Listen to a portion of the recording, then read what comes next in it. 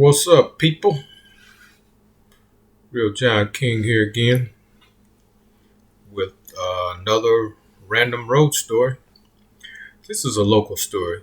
It's just about some events and some people here locally in Akron who I got a chance to meet and work with. Um, I'm sorry, I'm sitting on a squeaky stool right here in my kitchen. But anyhow, this is about my dude Mike Lenz and Dan Auerbach. Y'all, everybody know Dan from the Black Keys. Great duo, man. Great duo. But anyhow, this is actually how I met Dan, and I already knew Mike from when he used to have a gig over at the North Side Club over there on North Main Street, the dead end part of North Main Street. The place has been redone and it's called Jilly's now. But at the time it was the North Side. And I had moved back to Akron because I moved from Akron in 1988 back to Birmingham, Alabama, and I stayed there until 1994. But this actually took place, me meeting Mike and hanging out with Mike, probably the late 80s. I would say maybe, I don't know, late 80s to early 2000s somewhere. I'm not sure exactly the date. But anyhow, Mike was doing a solo gig at the North Side. And this had to be in the mid 90s. Yeah, the mid to late 90s. Because I didn't know much about the Akron music scene because I had just recently moved back. But I was looking for places to go hang out and jam.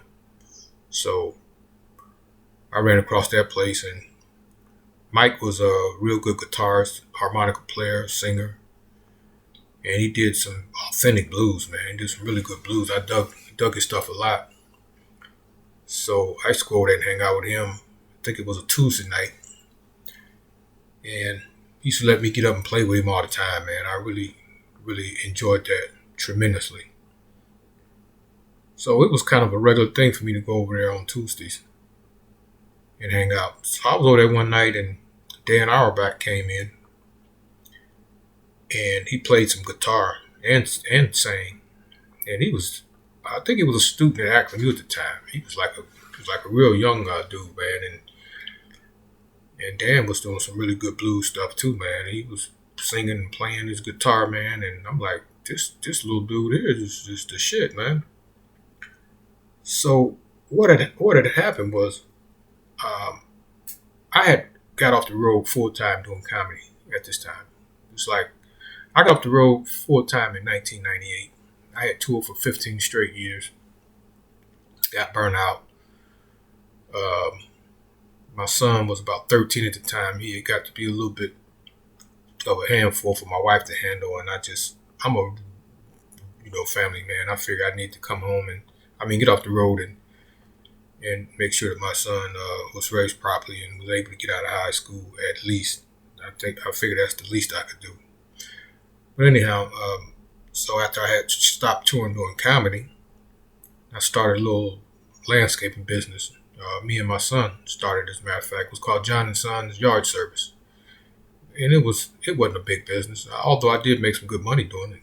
We did grass cutting, hedges, yard cleanups. We did planting, shrubbery, flowers.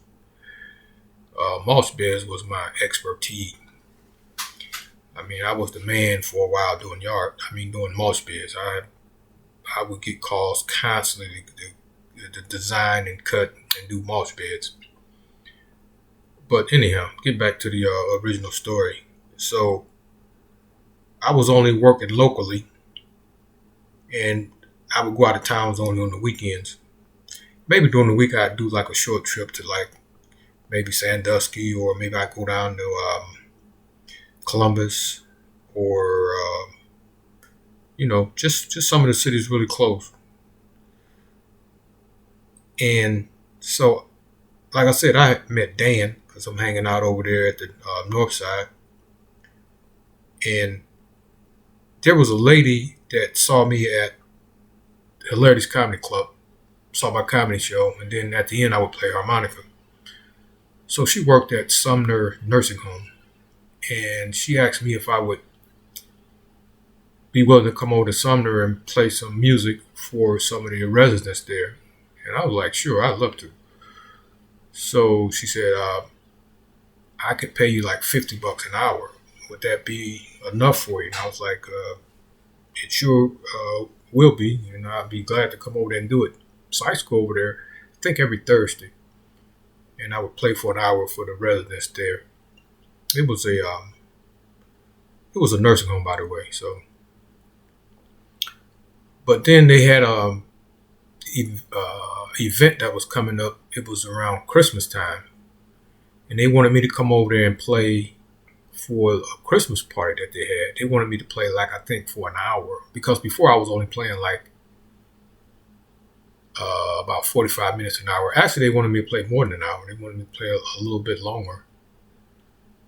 I think an hour and a half, 2 hours or whatever. But I didn't have enough material to do it that long. Plus, I wasn't a singer. I wasn't no front man. I was just, a side man playing harmonica and stuff. But I had already ran across Dan, and I would see him almost every Tuesday because he would come over there and hang out with Mike Lenz on Tuesdays too. So I asked Dan if he would go and do the gig with me. I go, Dan, look, I got this gig at this nursing home, and they had like a little event room, and they had a stage. They had like a really pretty nice sized stage too. And so I asked Dan if he'd go over there and help me do the gig because I didn't have enough material to do it. And I told him I would pay him, man. He said, sure, man. So we went over and we did the gig. I don't know how long it was, hour and a half, something like that. And they paid us, and I paid Dan. So it went over real well, man. And so me and Dan decided that we would, continue to be a little duo, man, and, do some stuff together. So we had actually started meeting at my house and practicing. And we had even came up with a little name, man. It was going to be Gut Bucket. And Dan was real, he was real serious about practicing. He was real focused, man. And I was like, music was kind of like a hobby to me. I wasn't really, pursuing it like as a career or nothing. And plus, I made all my money doing landscaping and then doing comedy on the side. But Dan wanted to practice every day. So he called me, go, hey, man, we're going to practice today. And some days I could, most of the days I wouldn't. And couldn't because I was too busy doing other stuff.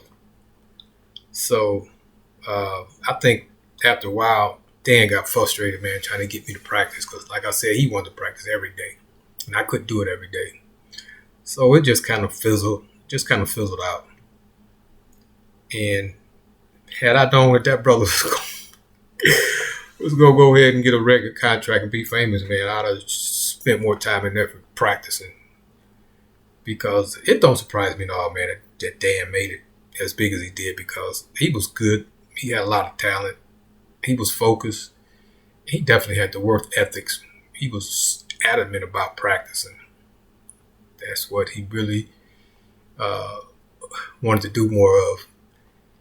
But, hey, it just wasn't meant to be, man. So, I mean, Patrick, man, the guy he plays with now, man, them dudes are great, man. They are incredible, and it probably worked out a lot better for him that I wasn't able to do all that practicing, because it was meant for it to work out for him the way it did. And I'm glad that it did, because Dan was a good dude, man. And I really enjoyed hanging out with him and playing with him. And I have no regrets about not going any further with it. But, well, maybe I do got some regrets. But I'm not really going to look back I'm just continuing to look forward. It didn't work out, and that's okay with me. All right, folks. See you next time on A Random Road Story by the Real John King. Take care.